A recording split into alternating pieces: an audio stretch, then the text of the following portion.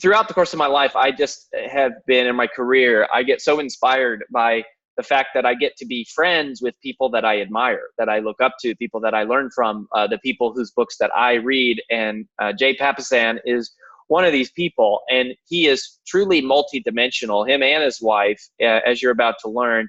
And I think he just has an extraordinary curiosity and an extraordinary drive for helping people and wanting to serve people.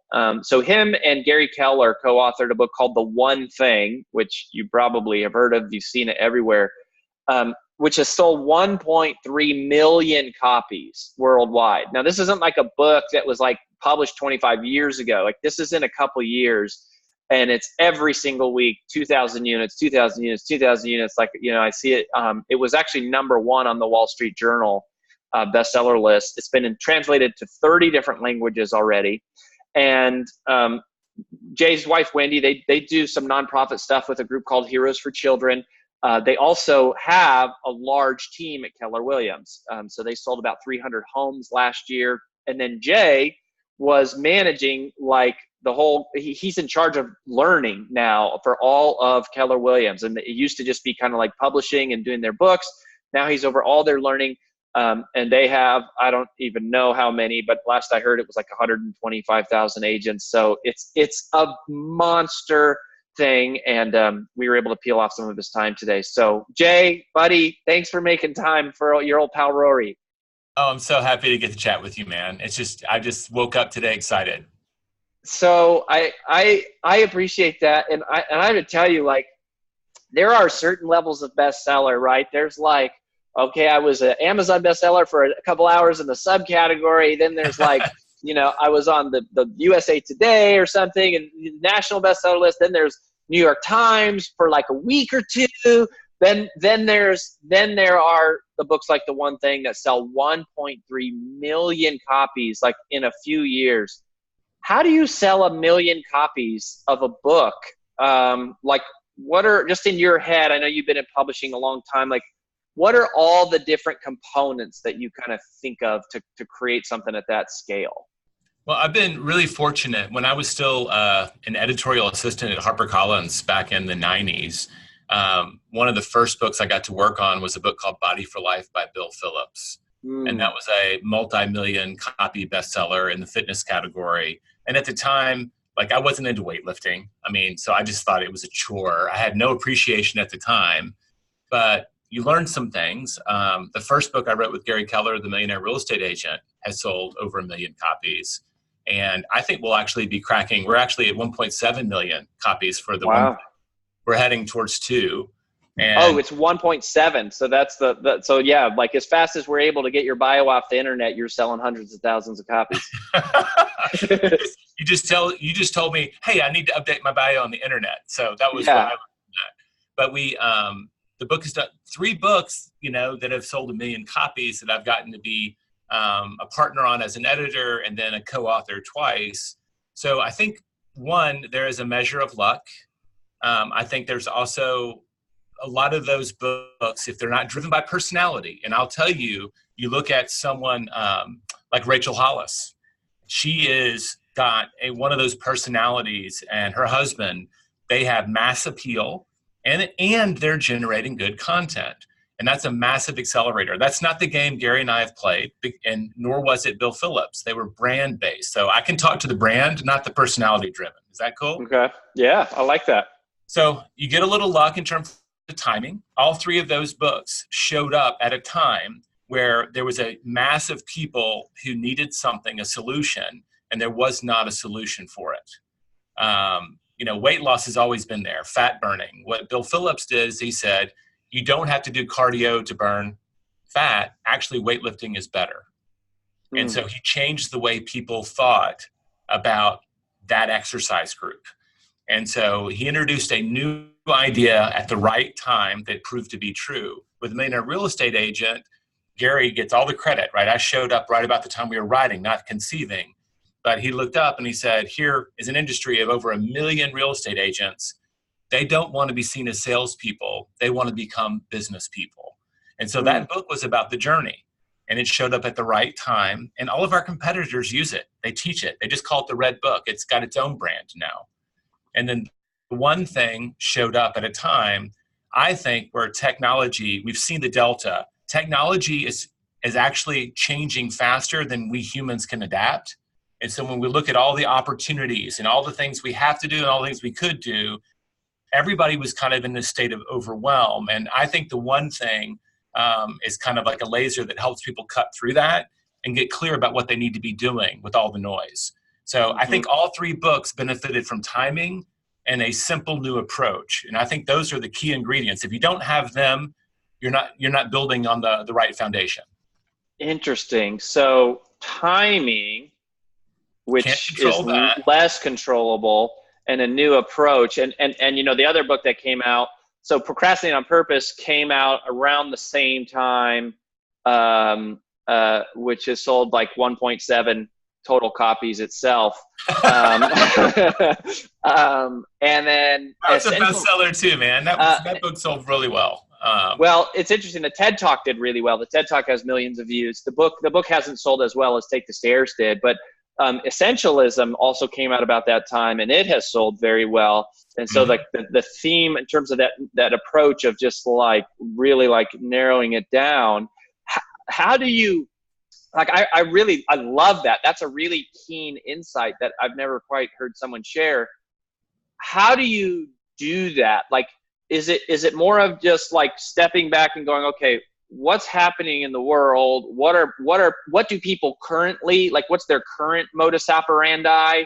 And then what is it really that they're missing? And then just kind of like zeroing in on that. Is that kind of the, you know, cause like, it's kind of hard to manufacture a new approach. Like the key, as you said, it proved to be true. Bill Phillips introduced a new idea that proved to be true. So have you been able to do that intentionally? You're actually guiding me here. So I'm going to say, let's edit ourselves. Instead of a new idea, let's say a new approach, because I actually think if you looked at all of those books, everything that was in them was already in the world. It was just packaged in a new way that people could digest and actually, you know, sometimes the truth's been there in front of us all the time until someone shows it to us in a new way, and we're able then to do it. So all three of those books presented an approach to doing something that people wanted to do that they could actually do. It was simple enough that they could follow, and the results actually showed up after. So when we design books, and you know, we've been lucky, we've written 10, 11, depending on if you want to count one that was self-published, and 2 of them have been million-copy bestsellers. So I think if we get a third one, then I'll say that we're really firmly onto something. We might just be still in the lucky category. I think that there's 2 kinds of books in this business self-help.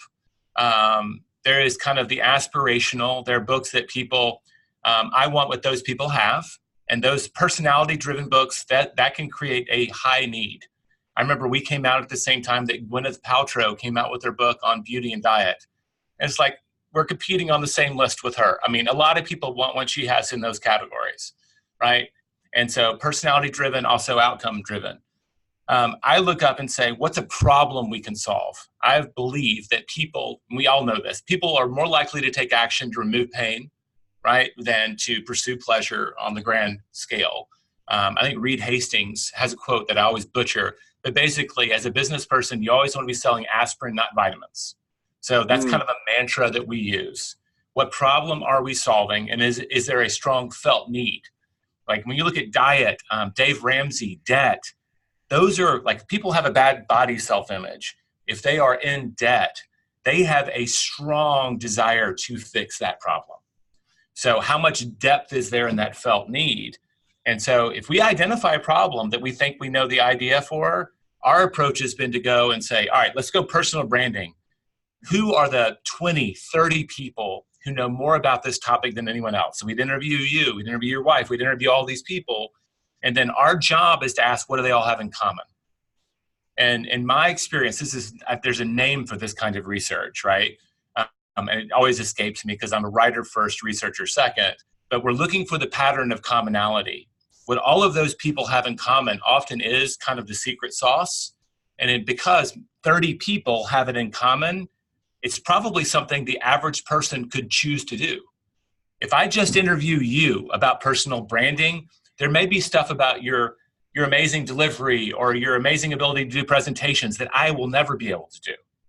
But if I find 30 of you, there may be a pattern that I now can do. And so we're looking for that pattern. We call it a model. Some people would call it a collection of best practices.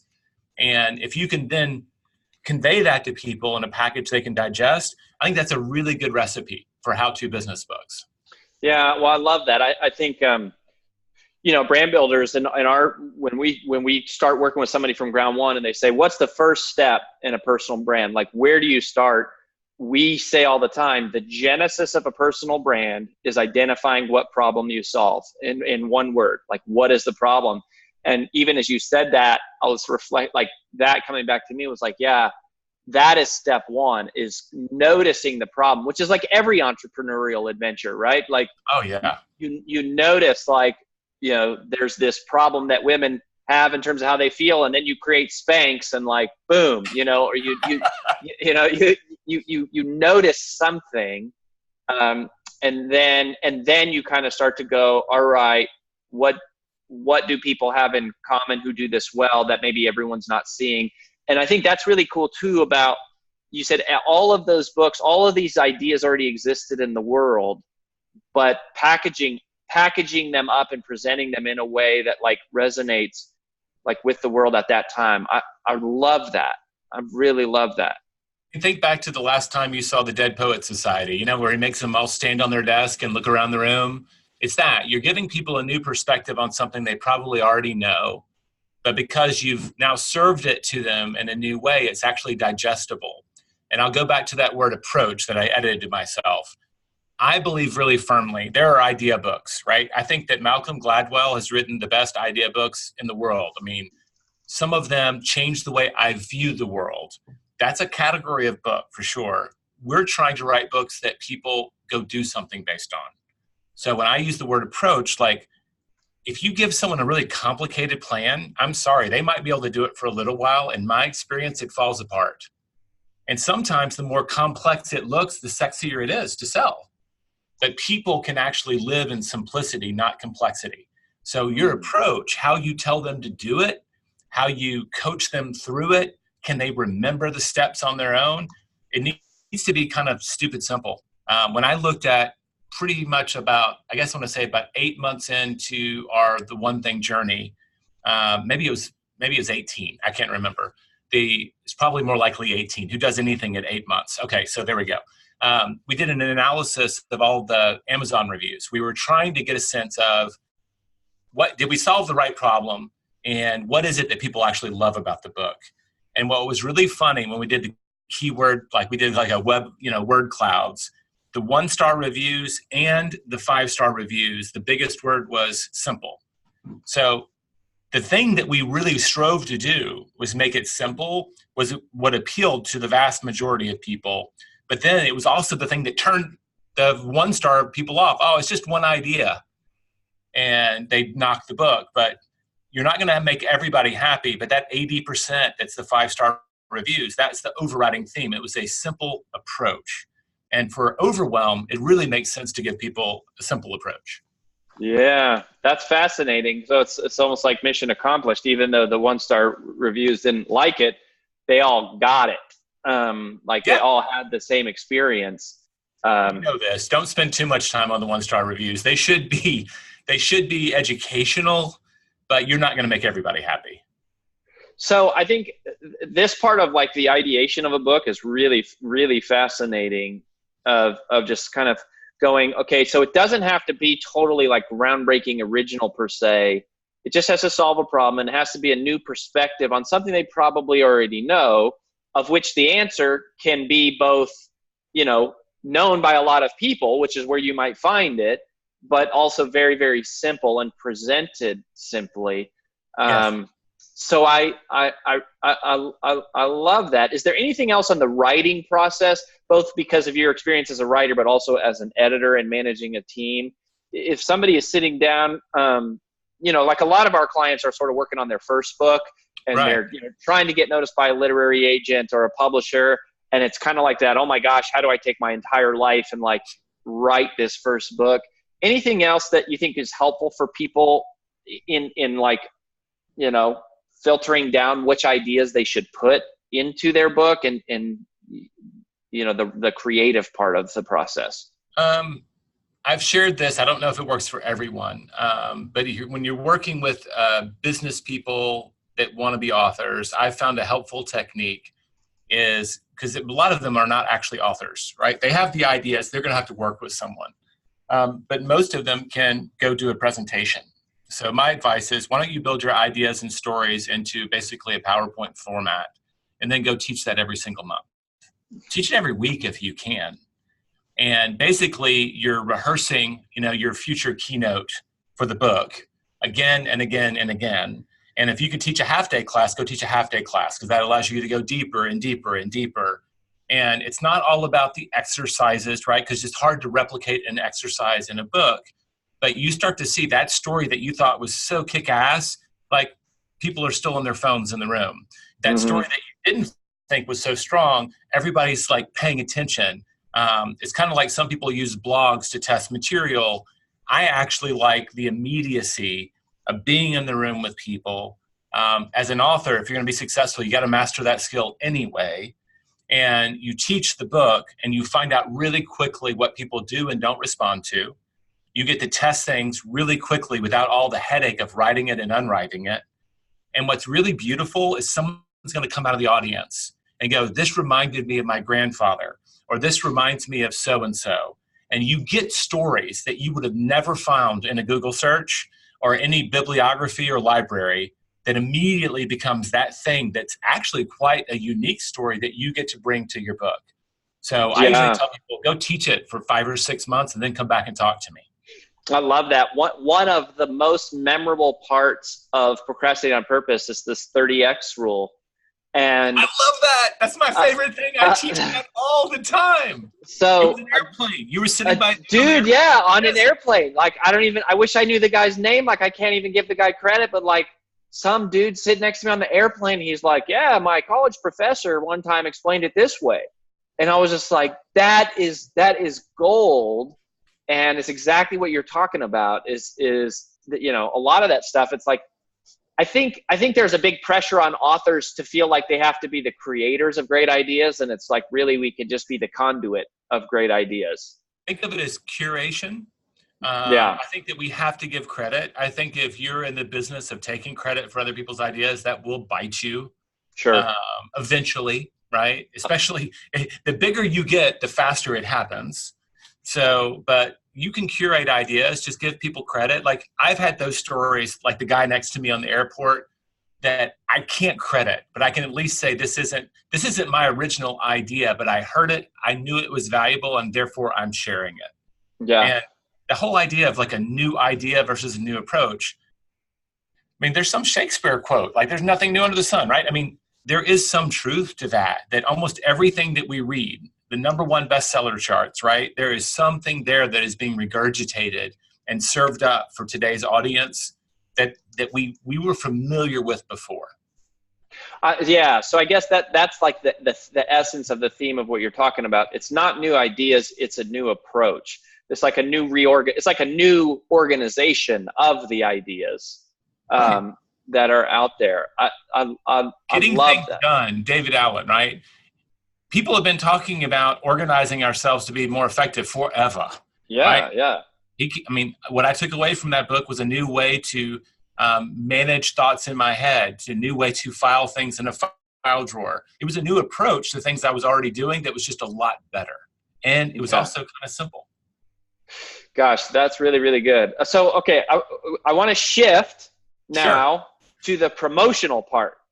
So, you know, like it's that whole thing. It's like, it's not called, I think Robert Kiyosaki was the one who said it's not called New York Times Best Writing Author. It's New York Times Best Selling Author, which I do agree with. But I really love that we've spent our time so far talking about the integrity of the ideas. And I think that is often overlooked. I think, unfortunately, because there is such an opportunity to have a big platform from social media or whatever, you know, you can create a bestseller with a lot of platform and not a lot of great, you know, sort of content. But the promotion part, like, is it 50-50 or like what's if you had to go like the content or the principles in the book versus the promotion of it, like how would you do that balance? You just made me think of a really weird, there's a short story by Amy Bloom called Love is Not a Pie. And it's like literally about a polyamorous relationship that a child discovers. And the mother says, love is not a pie. If I give you a slice, it's not like I have less to give to the other person. Hopefully you know where I'm going. I think you're all in on creating great content, and you have to be, it's like it's 100-100, right? I think when people just send a great idea out in the world and are not fully prepared to make it their full-time job to support that baby, they're fooling themselves. They're not giving that idea child every opportunity it has to flourish. So it doesn't have to be like a full-time 40-hour-a-week job, but it needs to be a preoccupation that you are regularly attacking it. So we designed a launch program. We have, at the time, I think we had about 100 and we had maybe even less than 100,000 agents when we launched the book. We have 170,000 now. But we knew we had a platform, a very big platform. But we thought it would take about 40,000 sales in the first month to make number one. And I remember I got a plan that was going to sell 40,000, right? What do people get when they buy one copy? What do they get when they buy 10? What do they get when they buy 500? And my publisher, Ray Bard, brilliant guy, said, and what do they get if they buy 5,000?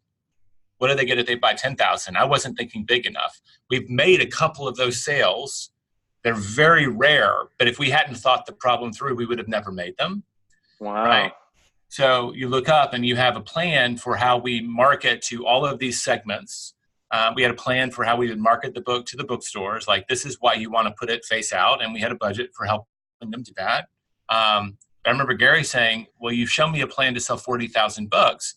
Don't you? The whole book is about aim high, right? So we got to overshoot the mark. So he made me go back in January before our April launch and create a plan to sell 100,000 copies. And so we implemented that plan. And we sold, grasshopper! That's like yes. And we sold 44,000. Wow! So if we had implemented the 40,000 plan at that same percentage, we might have sold 18 or something, right? So first lesson is you make a plan much bigger than your goal. Because a lot of things are not going to work. Sometimes distributors, shipments get lost. There's snowstorms and books don't show up in bookstores. And I've had every manner of catastrophe happen. So we had that initial period where we went on the road. I think I spoke 36 times that year, which was a lot for a guy with 2 kids.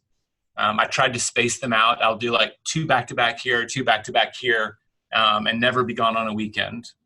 And the next year I did 24. The next year I did 18. The next year I said yes to 12. And that's kind of where I've been staying at. I'll say yes about 12 times because I do have kids that still want to hang out with me. So I did not want to also become a professional speaker. But I remember we launched the book. We were selling in that, 2,000 a week. And then it was April when we launched. And about April the next year, I remember around Christmas, the sales started declining. And we're like, we're watching it. We're watching it. We're watching it. I'm doing as many podcasts and all these things as I can. And the sales keep going down. At one point, they dropped all the way down to 400 a week. And then a year after, they started picking up, and they kept picking up for almost 3 straight years.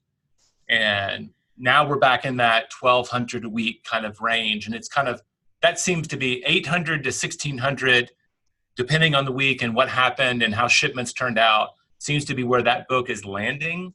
And that's what a gift. I'll just say that. I'm not at all taking it for granted. We did a lot of work, though. I think it was 2 things. Every single week, I set a goal, and I have a coach. He tracks me. Every single week, I had to do something to promote the book. So I was on a podcast. I did a radio. I did a TV. I did a speaking appearance. So I love things that don't take me like this. I don't have to leave my office or my family to talk about my book with you, and you then share it with your network. So podcast is highly leveraged. Every single week, I did at least one activity, sometimes more. And I've been doing that for 6.5 years.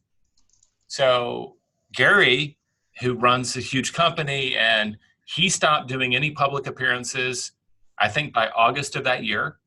And he's only done 2 interviews since. He did Ty Lopez, and last week he did Tim Ferriss.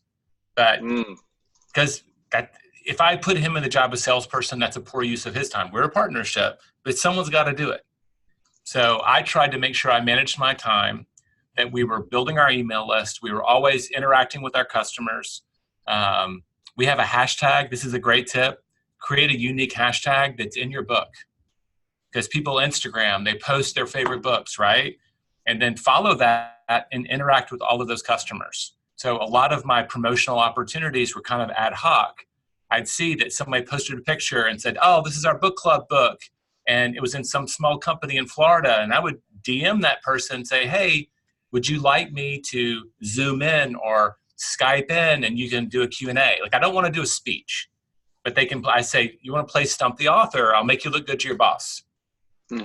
So you're winning an advocate inside that company now. And then all those people are like, wow, we actually got to talk to a best-selling author today. Like most people don't get that. So using that. Most authors would never do that. Most authors would never be like, oh yeah, some small company in Florida, like what they're not worth the time to engage with.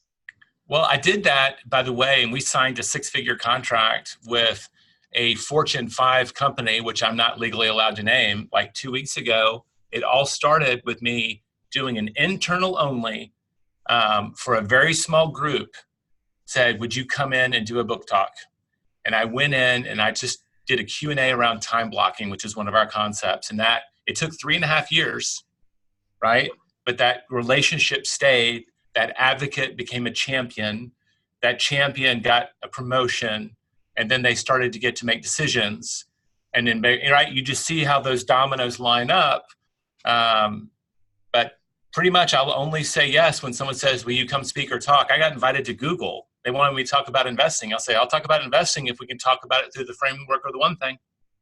I'm not a paid speaker. I'm not going just to go to Google. I'm going to promote being single-minded about it. So anyway, I just do a bunch of stuff at you. So I'll shut up so you can actually make this an interview, not a monologue. No, this is great. This is what we want. I mean, just like your mindset on this stuff. So in terms of the tactical, like, okay, if I just had to create a checklist, like, okay, let's say my book is launching whatever, sometime this year. What are the things like, okay, so we know speaking, right? Like we know speaking, we know podcasts, we know like going on other people's podcasts. What else can we do? Like, people do columns, right? They get their Forbes column. They do that. I think that actually, it can lead to sales. I think it helps them in terms of visibility. It helps them in terms of branding. I think that helps convert sales more than make them. But if you're strategic in who you're interviewing, having a podcast, having a blog, having a column in one of those magazines, right, online magazines, it gives you a platform to reach out to influencers. So I could be, hey, Rory, I'm trying to write an article. I don't do this because I want to write books. I don't want to write columns. But I'd be like, hey, I've got a Forbes column. This month I'm talking about personal branding. Can I interview you? Yeah. So that's a win for you, right? You have a business that you'd love to have free promotion.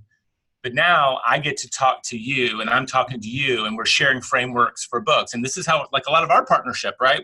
Our frameworks work really well together. Procrastinate on Purpose is a great companion book for the one thing. So it's a win for my audience and vice versa.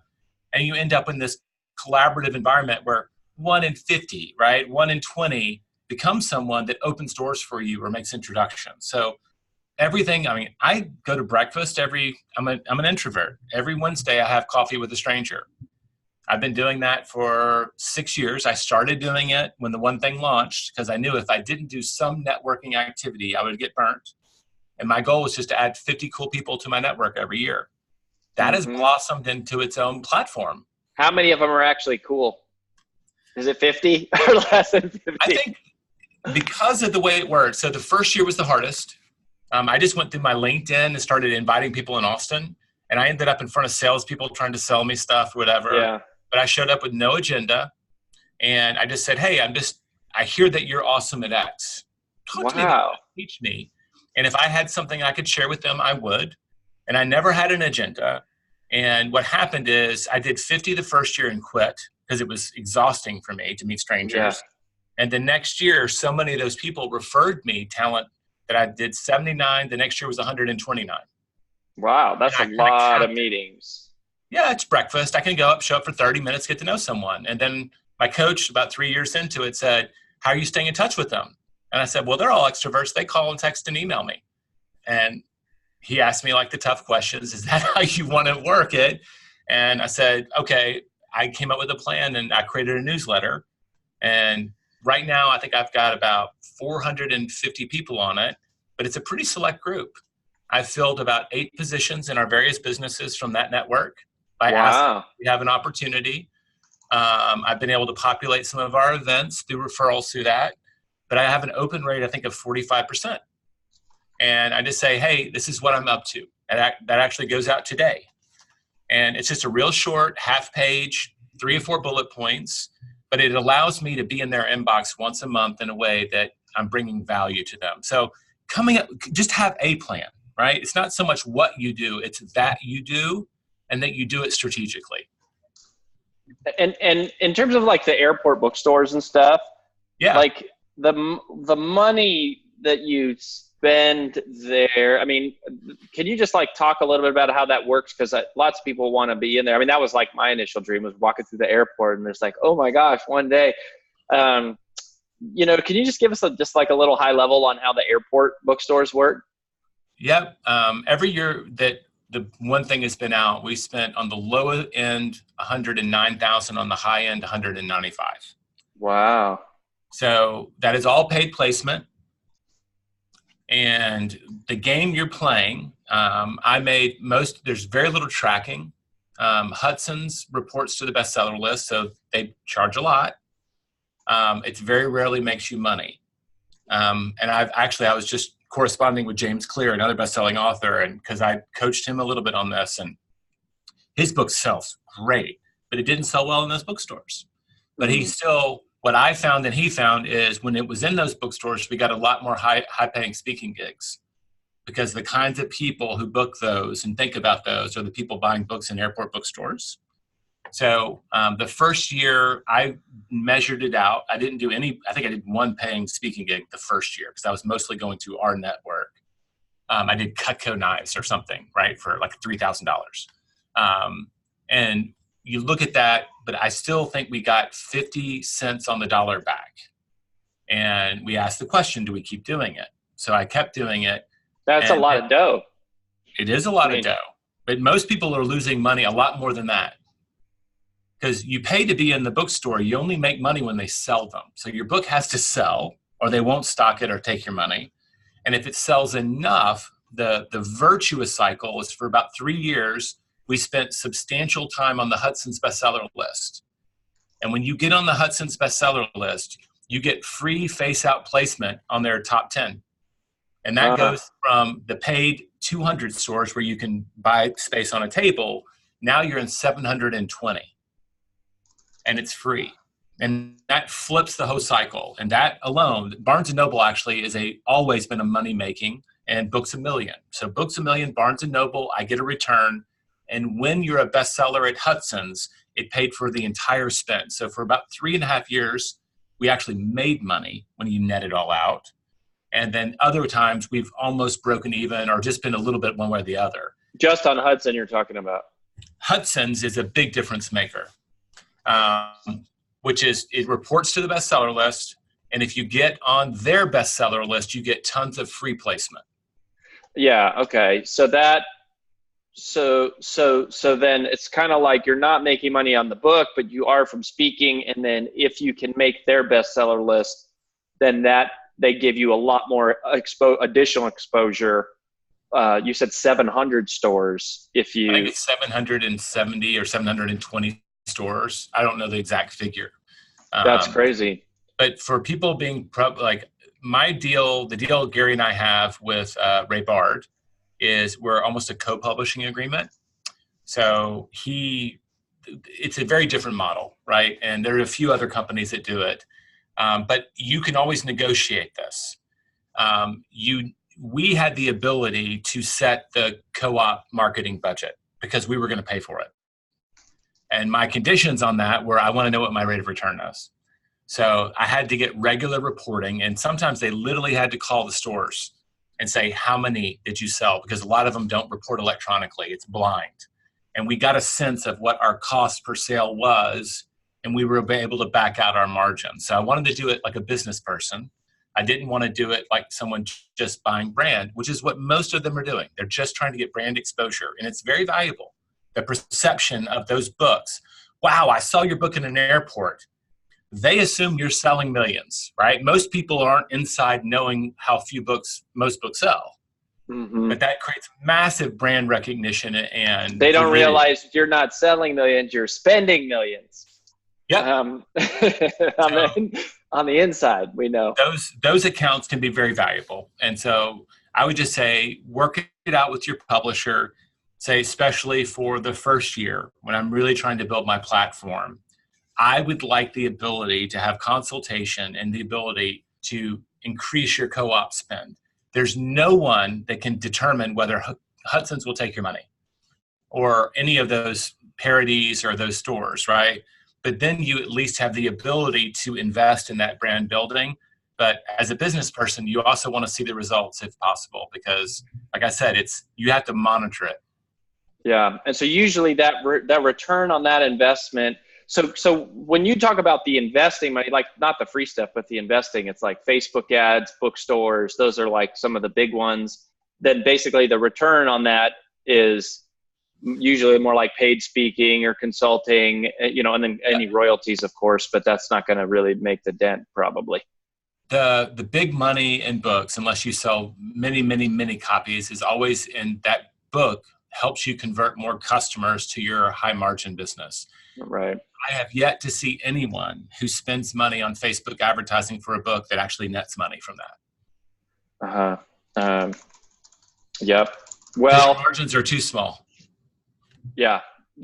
It's a really, really interesting game. Well, Jay, this has been so helpful and so insightful and just like, I think informative. I mean, a lot of people don't even understand how bookstores work in the airports and stuff. And we appreciate you so much. Where do you want people to go to follow you, learn about the one thing, like staying connected with what you guys are up to? I would love it if they go to theonething.com, and that's with the number one.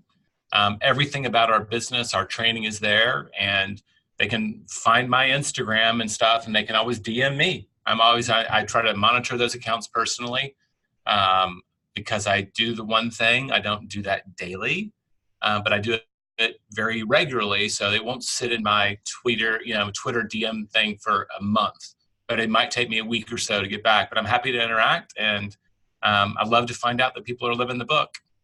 Yeah, that is awesome. Well, you guys have been amazing, and this is so cool to just get a little bit of insight into what goes on in the mind of real mega bestsellers. So thank you for sharing so generously and for just being accessible. For an introvert, you're actually an exceptionally accessible guy, and I really appreciate you and appreciate all that you've done for us, my friend. Thank you so much.